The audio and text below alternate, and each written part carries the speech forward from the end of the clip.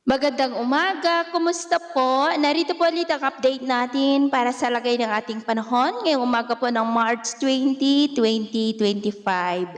Sa ngayon po ay patuloy pa rin na hanging amihan ang umiihip dito sa malaking bahagi ng Luzon, habang ang shoreline ay patuloy pa rin na umiihip sa may Visayas at easterlies ang nakakaapekto pa rin dyan sa may Mindanao at sa ating long range forecast.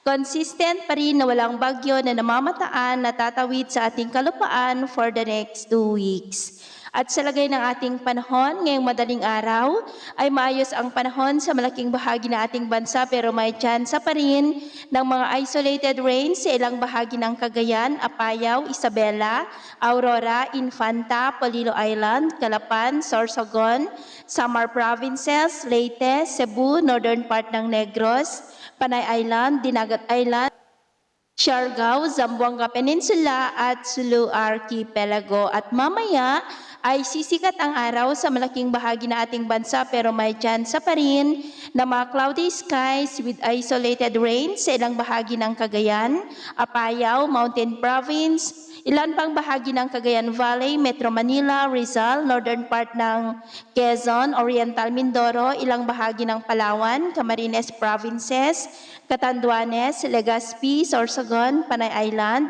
ilang bahagi ng Negros, Cebu, Bohol, Leyte, Samar Provinces, Surigao del Norte, Zamboanga Peninsula at Sulu Archipelago. At mamayang hapon, may mga tsansa pa rin ng cloudy skies with isolated rain sa ilang bahagi ng ating bansa at posibleng malalakas na ulan lalo na sa may silangan ng Visayas. Kaya mag-ingat pa rin tayo dahil posible po ang mga banta ng mga pagbaha at pagguho ng lupa. At sa atin naman pong mga baybayin, maalon po ngayon sa buong baybayin ng silangan ng Kanluran ng Luzon, maging sa northern seaboard ng Cagayan, extreme northern Luzon seaboard, silangang baybayin ng Luzon, maging po sa mga baybayin ng northern Samar at eastern Samar region,